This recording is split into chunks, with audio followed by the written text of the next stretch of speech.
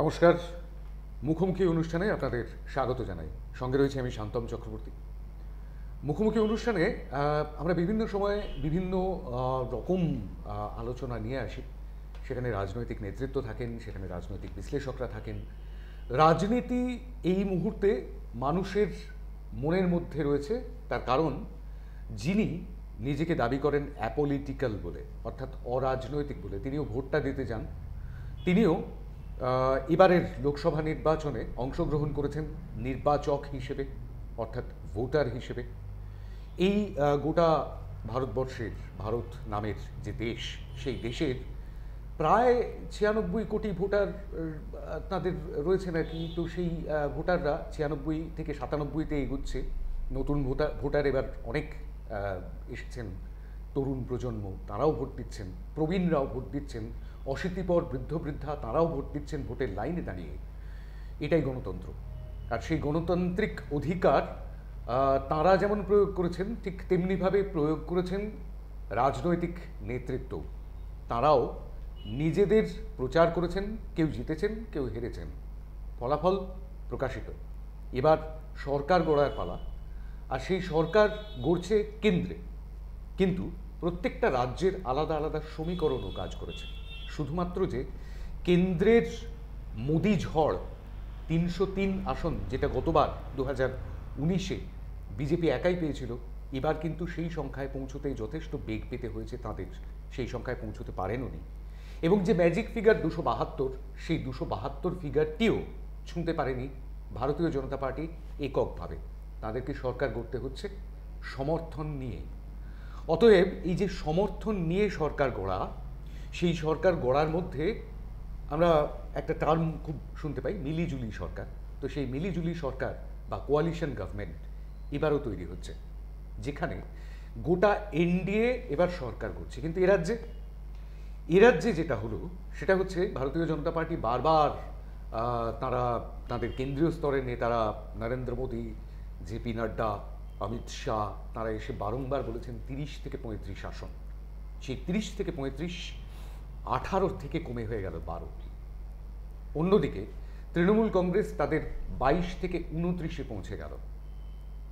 কিন্তু তার ঠিক উল্টো রাস্তায় হেঁটে যারা জোট গড়বার চেষ্টা করলেন, আইএনডিআইএ যে জোট, সেই জোটের ভবিষ্যৎ কী হবে সেটা তো সময় বলে দেবে। কিন্তু এ রাজ্যে কংগ্রেস এবং বামেরা একত্রে লড়াই করেছিলেন, আর সেই লড়াইটা তাদের ঠিক কোন জায়গায় গিয়ে শেষ হলো, এই সব কিছু নিয়ে আজকে আলোচনা হবে।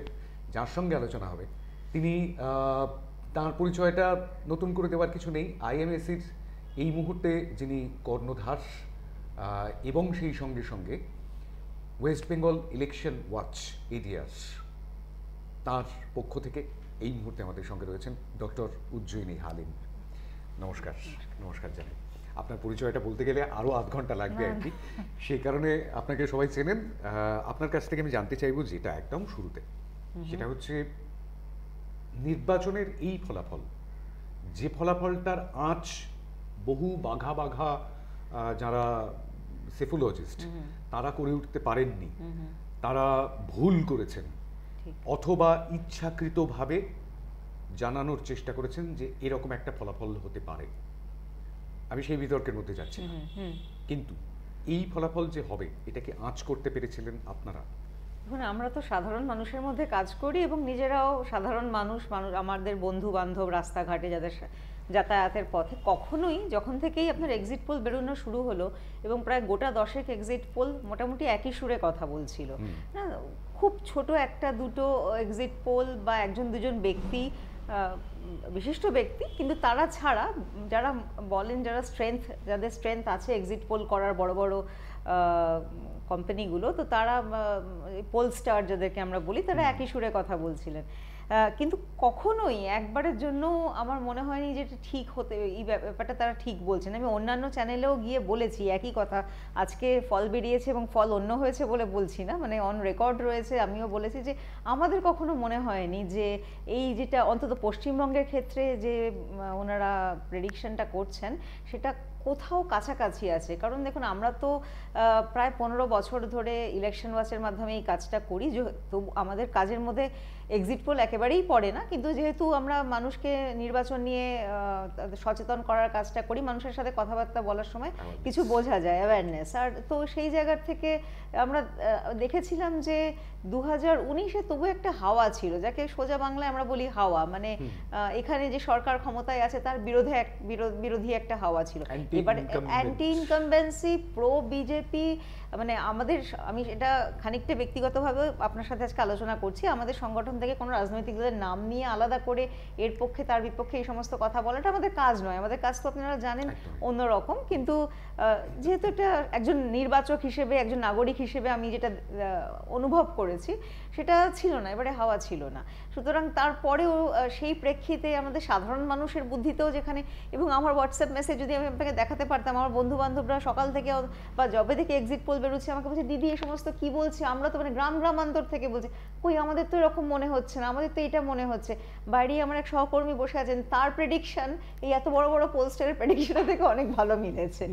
তো কোথাও মনে হচ্ছিল না, খুব অবিশ্বাস্য লাগছিল। কিন্তু মিডিয়ার একটা ভূমিকা থাকে, এই যে সমস্ত পোলস্টাররা যে এক্সিট পোলে বলছেন সেগুলো মানুষের সামনে নিয়ে তারা এনেছেন বড় করে, চলছিল।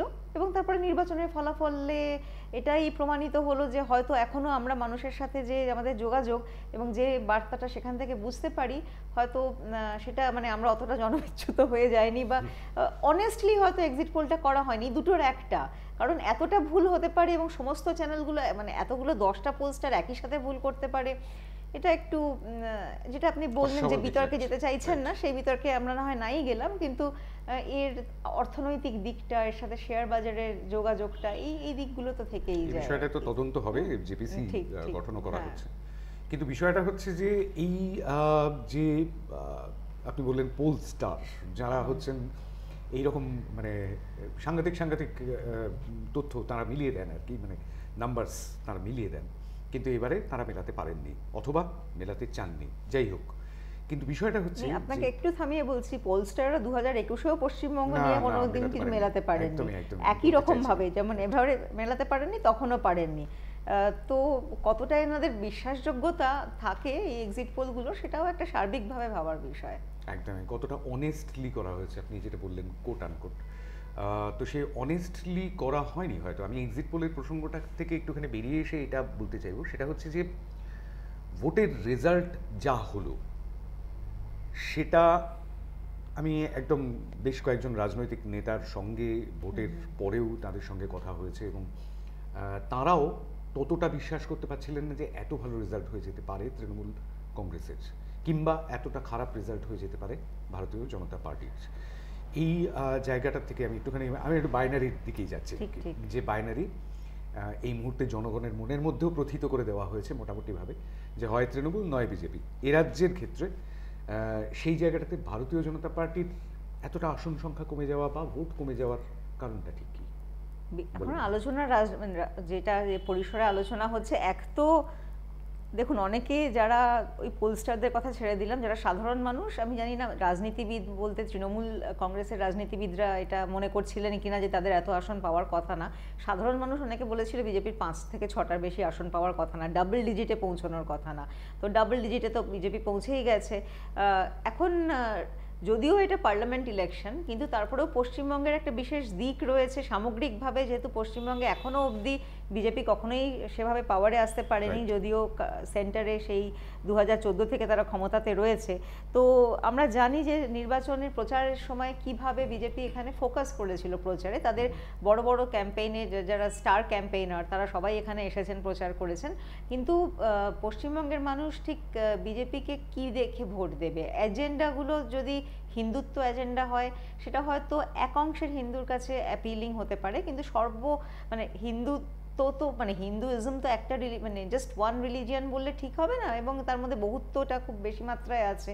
তো ওই দিকটা হয়তো এত অ্যাপিল করেনি এখানে। রাম মন্দির ইস্যু তো মনে হয় রাম মন্দির ইস্যু তো বোধহয় সর্বভারতীয় ক্ষেত্রেই অ্যাপিল করেনি, কারণ আমি অযোধ্যা যে পার্লামেন্টারি কনস্টিটিউয়েন্সির মধ্যে পড়ে, আমরা সবাই জানি সেখানে এসপি ক্যান্ডিডেট জিতেছেন এবং ভালো মার্জিনেই জিতেছেন।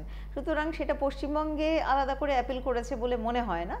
আর তার সাথে যে উগ্রতা, তার সাথে সেটাকে নিয়ে সে মানে আমরা দেখেছিলাম নির্বাচনের সেকেন্ড এবং থার্ড ফেজ থেকে নির্বাচনী প্রচারে চলে আসলো ধর্মকে নিয়ে নির্বাচনী প্রচার করা। প্রথম দিক থেকে এটা ছিল না, যত ফেজ গেল তত এটা বাড়লো এবং নির্বাচন কমিশন মোটামুটি তেমন কিছু করলেন না, সেটা নিয়ে খুব একটা কোনো অবস্থান নিলেন না। তো পশ্চিমবঙ্গের ক্ষেত্রে তো আমরা যদি যারা ভোটার্স তাদের পার্সেন্টেজটা দেখি, যদিও আমি ব্যক্তিগতভাবে এরকমভাবে দেখতে চাই না, কিন্তু তারপরে বাস্তবটা তো এরকমই হয়ে গেছে যে মানুষ এখন ভোট ব্যাংক হিসেবে দেখেন।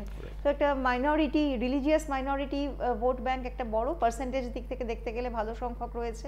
এছাড়া বাঙালিদের দীর্ঘ, এটা হয়তো আপনি পরবর্তীতে আলোচনায় আসতে চাইবেন, দীর্ঘ সময়ে একটা বামপন্থী মানসিকতার যে প্রতিফলন, একটা শুধু এটা সরকার ক্ষমতায় থাকা নিয়ে না, এমনকি যখন কংগ্রেস সরকারও ক্ষমতায় ছিল তখনও এই বামপন্থী মানসিকতা, চিন্তাভাবনা, চর্চা এটা ছিল। তো মানুষ হয়তো সেই একটা মরাহাতি লাখ টাকার মতন একটা ব্যাপার এখনও চলে যাচ্ছে, সেইটা একটা আছে।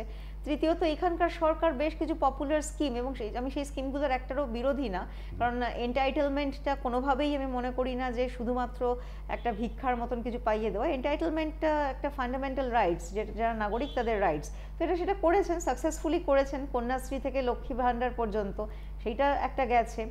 আর এই যে আপনার ঠিক নির্বাচনের আগে সিএ চালু করা হলো এবং সিএ দুজনকে ডেকে সার্টিফিকেটও দেওয়া হলো, আমাদের পশ্চিমবঙ্গেই দেওয়া হলো।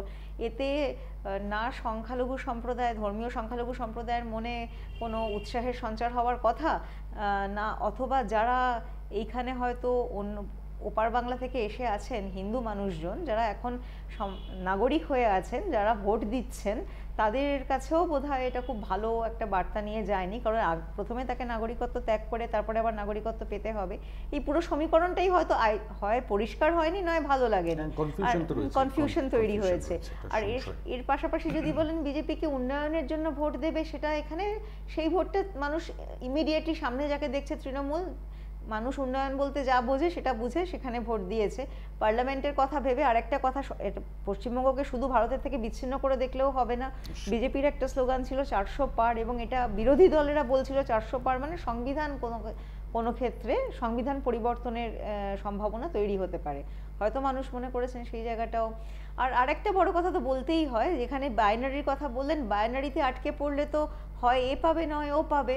অন্য যে শক্তিগুলো রয়েছে, যারা লেফট এবং কংগ্রেস, তাদের যে দুর্বলতা, সাংগঠনিক দুর্বলতা বা জনগণের থেকে যে বিচ্যুতি বা তাদের সাথে সংযোগ হারিয়ে ফেলা, যেটাই বলি না কেন আমরা, বা বুঝতে না পারা সিচুয়েশনটাকে, ওনারা অনেক বড় রাজনৈতিক ব্যক্তিত্ব, আমরা ওনাদের বুঝিয়ে দিতে পারি না, কিন্তু সাধারণভাবেও আমরা যতটুকু বুঝতে পারছি, ওনাদের যদি সেটা ওনারা অনুধাবন না করতে পারেন এবং সেটা ওনাদের ভোটের যে স্ট্র্যাটেজি, ভোট লড়ার স্ট্র্যাটেজির মধ্যে প্রতিফলিত না হয়, তাহলে যা হয় সেটা হয়েছে।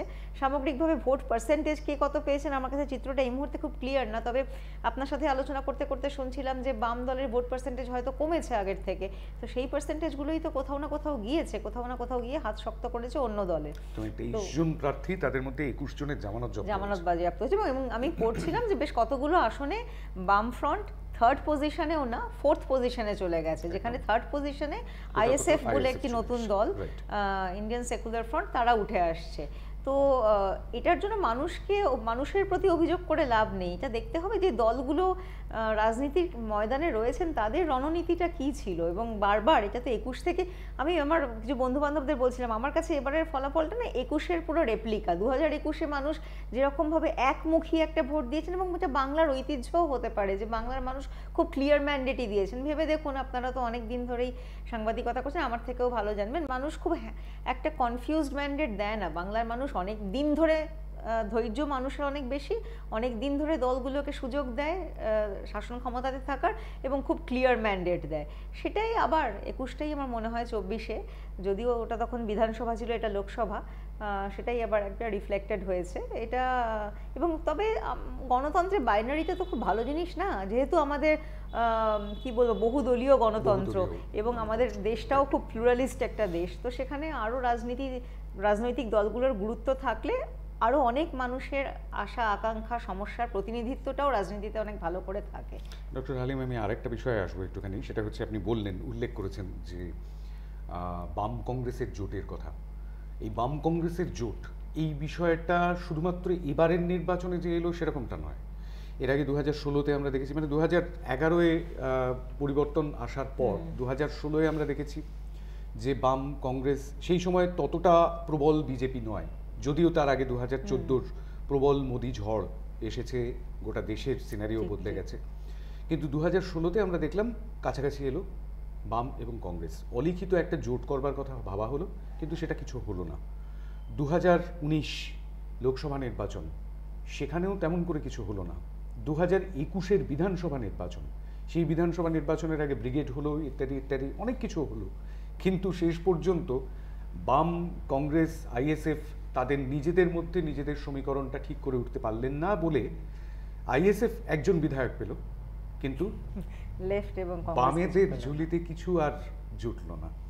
2011 থেকে 2024, 13 বছর পর আবার আইএনডিআইএ যে জোট, সেই জোট তার সমীকরণটা আলাদা, প্রত্যেক রাজ্যে যাদের শক্তি বেশি, এটা তৃণমূল সুপ্রিমো বলেছিলেন প্রত্যেক রাজ্যে যাদের শক্তি বেশি তারা লড়বে। কিন্তু বেসিক্যালি যে লড়াইটা হলো সেটা হচ্ছে বামেরা কংগ্রেসকে ভোট দিল না, কংগ্রেস বামেদের ভোট দিল না। আমি একদম গ্রাউন্ড রিপোর্টের কথা বলছি, আমি বরানগর এলাকার কথা বলছি, আমি যে এলাকাটা খুব ভালোভাবে চিনি বা দেখেছি, যেখানকার আমি নিজেও ভোটার। সেখানে দুটি ভোট ছিল, একটি হচ্ছে বরানগর বিধানসভার উপনির্বাচন, অন্যদিকে হচ্ছে দমদম লোকসভার নির্বাচন। এই দুটো ভোটে মানুষ, এরকমও মানুষ রয়েছেন, আমি কারোর নাম বলছি না, এরকমও ভোটার রয়েছেন যিনি বরানগরে একদিকে ভোট দিয়েছেন, দমদমে অন্যদিকে ভোট দিয়েছেন, কিন্তু তৃণমূল কংগ্রেস বা বিজেপি লাভবান হয়েছে, বাম কংগ্রেস তেমনভাবে লাভবান হয়নি। এটা কেন হলো, কি কারণটা কি? মেনে নিতে পারছেন না বাম কংগ্রেস দুই দলের সমর্থকরা? বাম কংগ্রেসের আমার যেটা ব্যক্তিগতভাবে মনে হয় যে বাম কংগ্রেস যদি মানুষের কাছে বারবার মানে ভোট রাজনীতিতে বারবার পরাজিত হচ্ছে, তাহলে সেখান থেকে তারা কি শিক্ষা গ্রহণ করেছে? কারণ একই ক্যাম্পেইন স্টাইল যদি আমি লেফট ফ্রন্টে দিই, কংগ্রেসের তো যত কম বলা যায় বোধহয় ততই ভালো, আমরা তো দেখিই না। আজকে এই যে পুরো একটা 2024-এর নির্বাচন গেল, আমি দক্ষিণ কলকাতাতে থাকি, দক্ষিণ কলকাতা থেকে আপনার ধরুন যাদবপুর কনস্টিটিউয়েন্সি এবং দক্ষিণ কলকাতা কনস্টিটিউয়েন্সি, এই দুটো আমি মোটামুটি ভালো চিনি। তো সেখানে কটা জায়গায় যে আমি কংগ্রেসের দেয়াল লিখন, কংগ্রেস প্রার্থী ছিলও না, মানে এখানে ছিলেন, কিন্তু অন্যান্য জায়গাতেও আমরা গ্রামে গঞ্জে আমাদের অ্যাওয়ারনেসের কাজ নিয়ে যেখানে ঘুরেছি, কংগ্রেসের তো দেয়াল লিখনই দেখা যায় না। হ্যাঁ, মিনিমাম এইটুকুও দেখা যায় না, একটা পতাকা দেখা যায় না কংগ্রেসের সেখানে, সেই জায়গাটাতে তবুও কিছু কিছু বাম ফ্রন্ট মানে সিপিআইএমের কিছু কিছু দেখা যায়। তো জোট নিয়ে নানান সমস্যা হয়েছে। একটা সমস্যা আমি আমার বামপন্থী বন্ধুই বলছিলেন, কতটা সঠিক কতটা ঠিক না সেটা আপনারাও বিচার করতে পারবেন, যে বাম ফ্রন্ট এবং তার সাথে আসলো কংগ্রেস, আমি এবারে 24-এর কথা বলছি, এই যে অ্যালায়েন্স, এটা নিজেদের মধ্যে ওনাদের আসন যে ওনারা নিজেরা সমঝোতা করেছিলেন যে এখানে, সেটা নিয়ে বাম শরিকদের সাথেও বোধহয় বোঝাপড়াটা খুব স্পষ্ট ছিল না।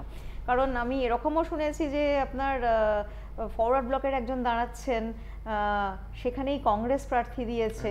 হ্যাঁ, তো আর বাম যেহেতু বাম কংগ্রেস অ্যালায়েন্স আছে, মানে এখানে সিপিআইএম কংগ্রেস অ্যালায়েন্স আছে বলা ভালো, সুতরাং ফরওয়ার্ড ব্লকের ক্যান্ডিডেটকে বলা হয়েছে আর তুমি বাম শরিক বলে নিজেকে বলবে না। হ্যাঁ, তো এই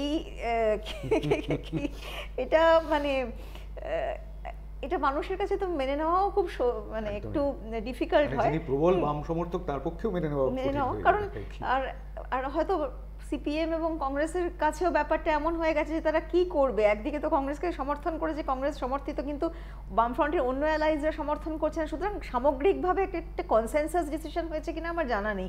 সিপিএম বা সেটা বামফ্রন্টের ঘরের কথা, সিপিএম এর ঘরের কথা তো বুঝতে পারছি, বামফ্রন্টের ঘরের কথাটা কি? বামফ্রন্ট অ্যাজ আ ফ্রন্ট তো অনেক উইক হয়ে গেছে আজকে।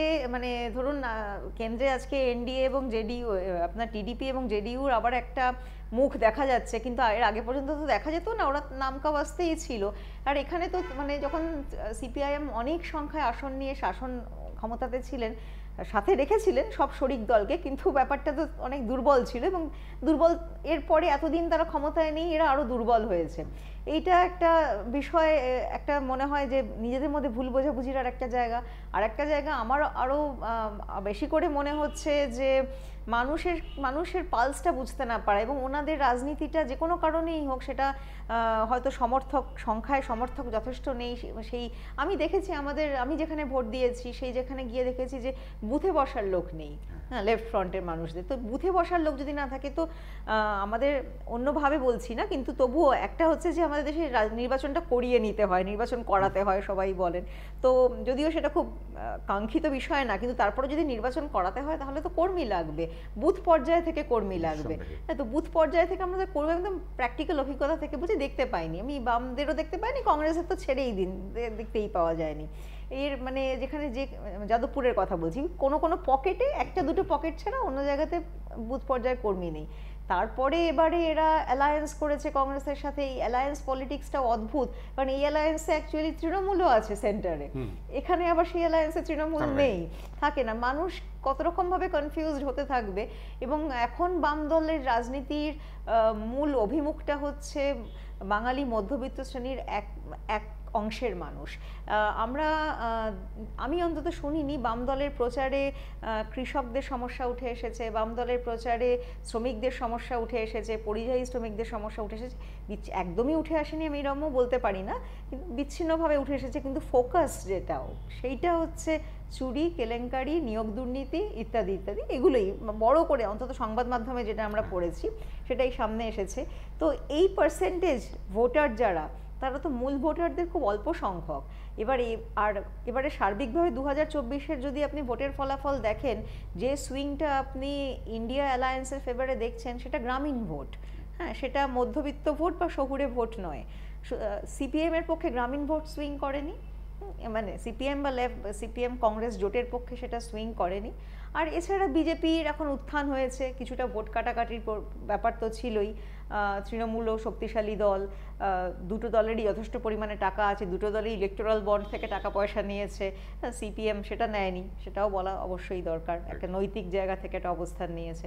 তো এই সামগ্রিকভাবে অনেকগুলো আর কতগুলো ক্ষেত্রে কতগুলো প্রকল্পের অহেতুক সমালোচনা, যেগুলো জনমুখী প্রকল্প। এই জায়গাটাতে একটু ইন্টারাপ্ট করলাম, সেটা হচ্ছে যে বারবার এমনিতে তো ফেসবুকে প্রচুর বিপ্লব হয় আর কি, তো সেই বিপ্লব কেন যে রাস্তায় নেমে হয় না সেটা বুঝতেও বেশ খানিকটা অসুবিধা হয় একজন রাজনীতির ছাত্র হিসেবে।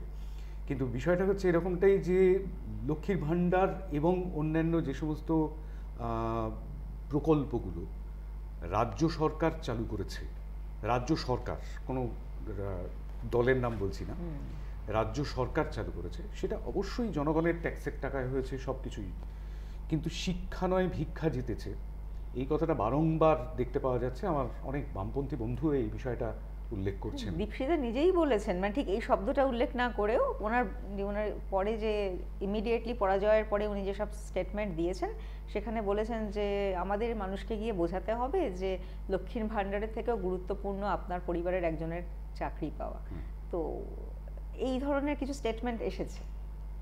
চাকরি পাওয়া তো মানে চাকরি দেওয়া সরকারের পক্ষে, আমি মানে অঙ্কের হিসেবের মধ্যে যাচ্ছি না, সেটা একটা বিশাল অঙ্কের দায়িত্ব নেওয়া, বিশাল টাকার দায়িত্ব নেওয়া একজন মানুষের। কিন্তু একেবারে প্রান্তিক মানুষ যিনি খেটে খান, হয়তো অন্যের বাড়িতে ডোমেস্টিক হেল্পের কাজ করেই হয়তো তার সংসার চালাতে হয়, তার কাছে ওই টাকাটা মাসান্তে পাওয়া, প্রত্যেক মাসের শেষে পাওয়াটা, এটা একটা বিশাল ব্যাপার। করোনাকালের পর সেই হেল্পটা তার কাছে একটা বিশাল পাওয়া। এই সুইংটাও কি বেশ খানিকটা কাজে লেগেছে? না, আমি বলছি মহিলা ভোটারদের কথা। অবশ্যই মহিলা ভোটাররা, আমি এটাও দেখেছি একটা বাড়িতে যে ভদ্রলোক তিনি বিজেপিকে ভোট দিতে যাচ্ছেন, তার স্ত্রী লক্ষ্মীর ভাণ্ডার পেয়ে উপকৃত, এবং সেই উপকার স্মরণ করে হোক বা ভালো লেগেই হোক তিনি আরেকটা অন্য দলকে যাকে তৃণমূলকে ভোট দিতে যাচ্ছেন। এরকম ঘটনা দেখা গেছে, আমি টেলিভিশন অনেক ছোট ছোট ইন্টারভিউ গ্রামের মানুষদের সেখানেও টিভিতেও দেখছি।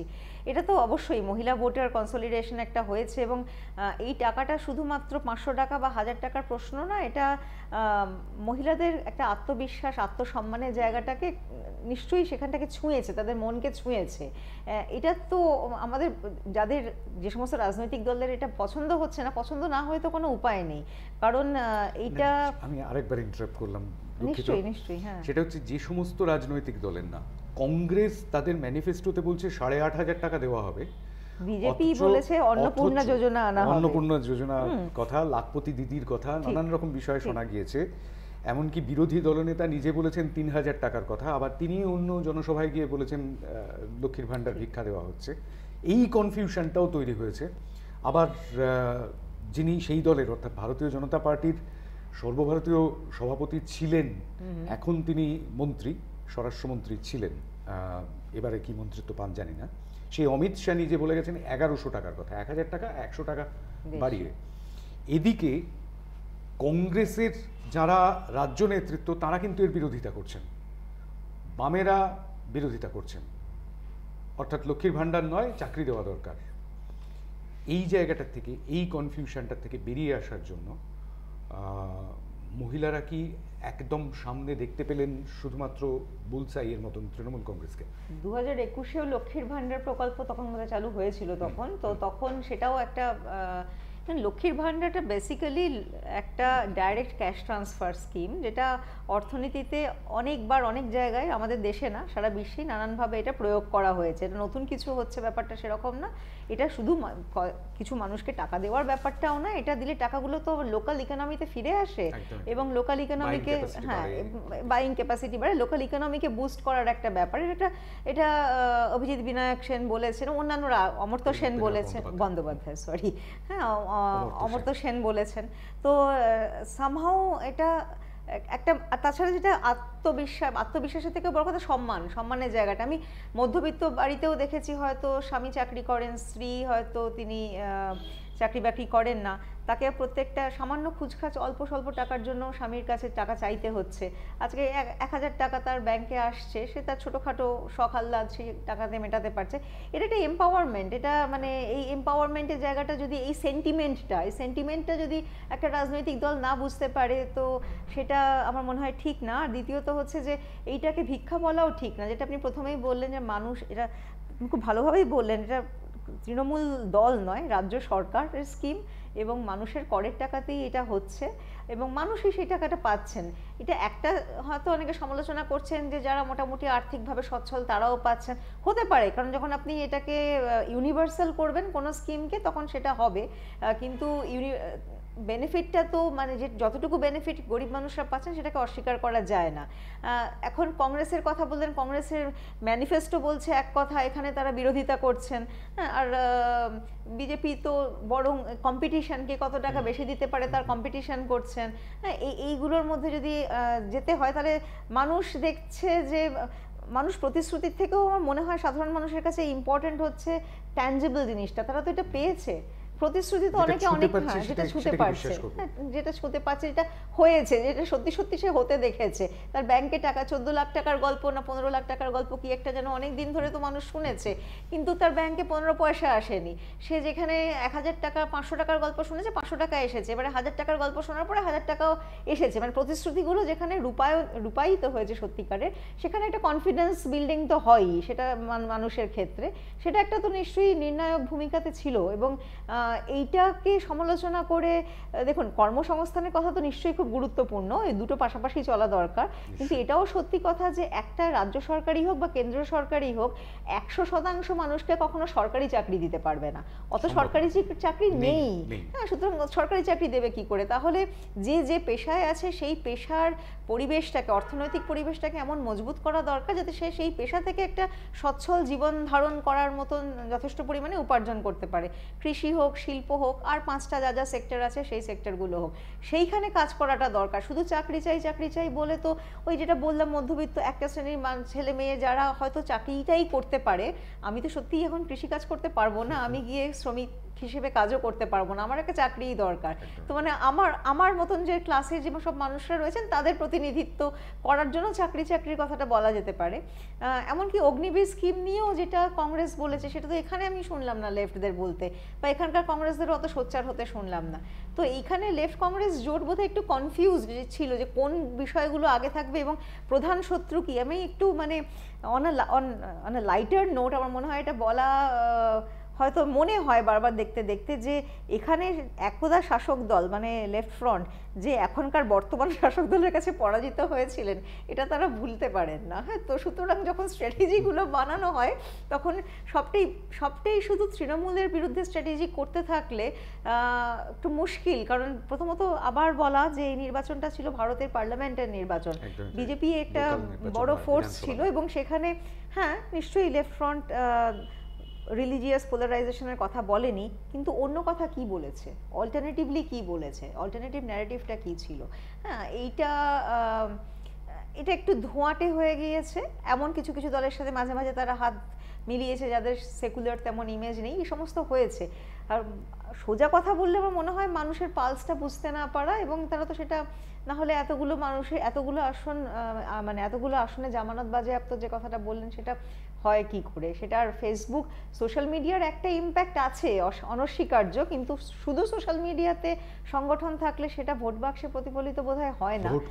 সেইটা ভোটটাকে করানো, কোট আনকোট বলে, সেটা করানো যায় না, এটা বারবার প্রমাণিত হচ্ছে। তো আমাদের মনে হয়, দেখুন যেটা আগেও কথা হচ্ছিল যে সমস্ত রাজনৈতিক দলগুলোর রিপ্রেজেন্টেশনটা খুব দরকার এদের। আমার ব্যক্তিগতভাবে মনে হয় যে বাম দল কংগ্রেস তো আছে, এখন কেন্দ্রে এসেছে, এখানেও দরকার, কিন্তু তার জন্য স্ট্র্যাটেজিটাও তাদের ক্লিয়ার থাকা দরকার, নিজেদের ঘর গোছানো দরকার, এবং খুব কনফিউজিং কথাবার্তা বলে মানুষও কনফিউজ হয়ে যায়। আমরা একটা কথা আমি বললাম, আমরা জনগণকে সচেতন করতে যাই, কথাটা হয়তো শব্দচয়নটা ভুল, জনগণ খুব সচেতন, মানে আলাদা করে গিয়ে সচেতন করার কিছু দরকার হয় না। আমরা কিছু তথ্য তাদের কাছে সরবরাহ করতে যাই, সেই তথ্যগুলো তারা নিয়ে কিভাবে নিজেরা সিদ্ধান্ত নেবেন সেটা তাদের ব্যাপার।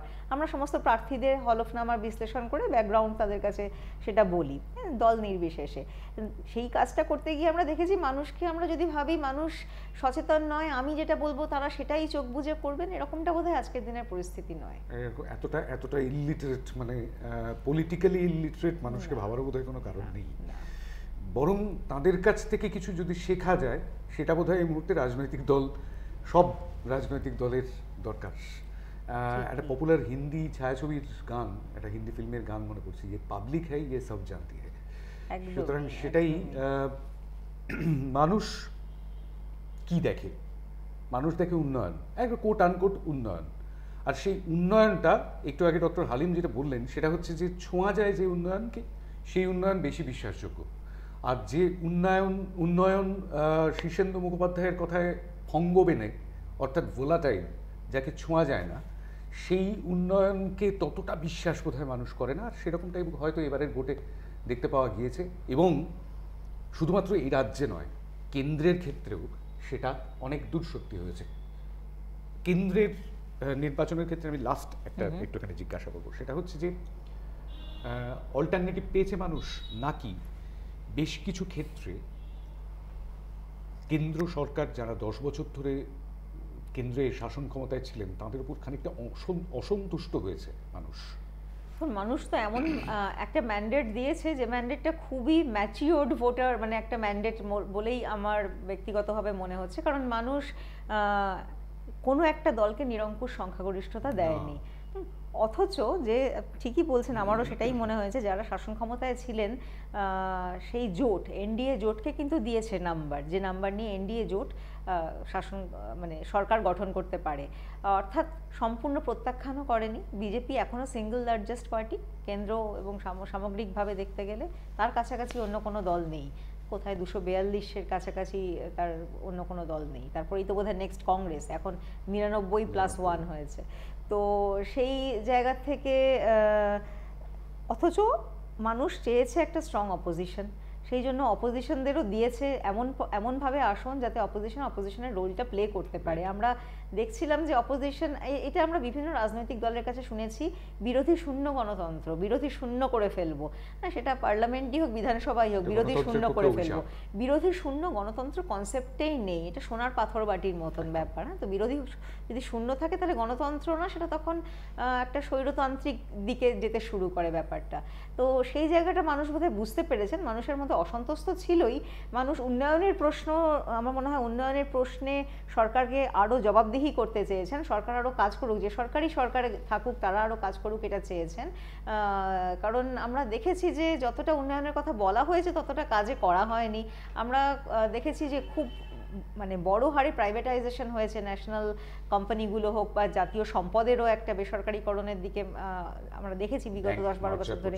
ব্যাংক মার্জার, তারপরে আপনার বড় বড় পোর্ট থেকে শুরু করে এয়ারপোর্ট, সমস্ত কিছুর বেসরকারিকরণ, এটা একটা বড় রকমভাবে হয়েছে। সেই তুলনাতে দলিত, আদিবাসী, সংখ্যালঘু সম্প্রদায় আমি ছেড়েই দিলাম, এই যে বড় জনগোষ্ঠীটা, তো তাদের উন্নয়নের প্রশ্নগুলো তুলবে যারা, যদি সরকার না তোলে তাহলে কারা তুলবে? তাহলে বিরোধী দলকে তুলতে হবে। সুতরাং সেই আসন বিরোধী দলকে দিতে হবে যাতে পার্লামেন্টের ফ্লোরে তারা প্রশ্নটা তুলতে পারে। আমরা দেখেছি বিগত 10 বছর ধরে বহু অত্যন্ত গুরুত্বপূর্ণ বিল আইন হয়ে গেছে বিনা বিতর্কে পার্লামেন্টের ফ্লোরে।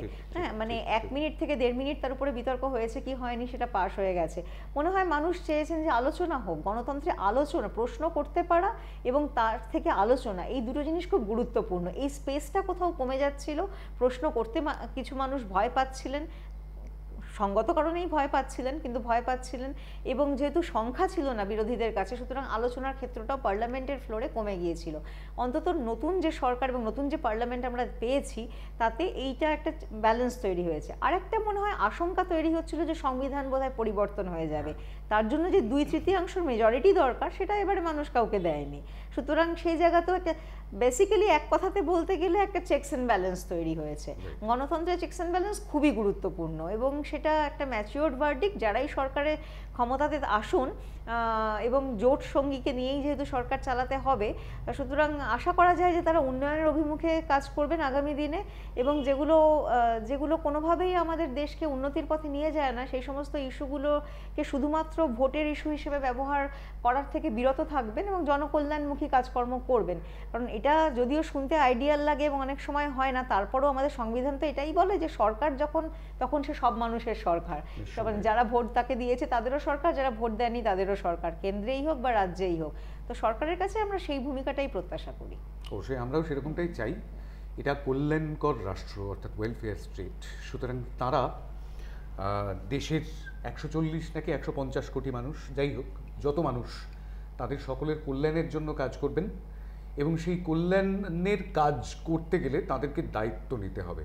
শাসনে নয়, শাসন ক্ষমতায় নয়, মসনদে নয়, গদিতে নয়, সিংহাসনে নয়, মানুষের হয়ে কাজ করতে হবে। আর সেই কাজটা তারা করবেন আগামী 5 বছর, সেরকমটাই আমরা চাইব।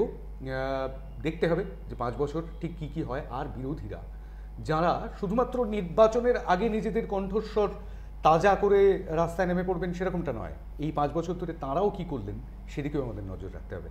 অনেক ধন্যবাদ আমাদের সময় দেওয়ার জন্য। আমাদের সঙ্গে ছিলেন ডক্টর উজ্জয়িনী হালিম। অবশ্যই বেশ কিছু বিষয়ে এবারের নির্বাচনে খোলসা করে নেওয়া গেল এই আলোচনার মধ্যে। আজকের মুখোমুখি এই পর্যন্তই। ক্যামেরায় গুঞ্জন সাহার সঙ্গে শান্তম চক্রবর্তী, হাই নিউজ, কলকাতা। নমস্কার।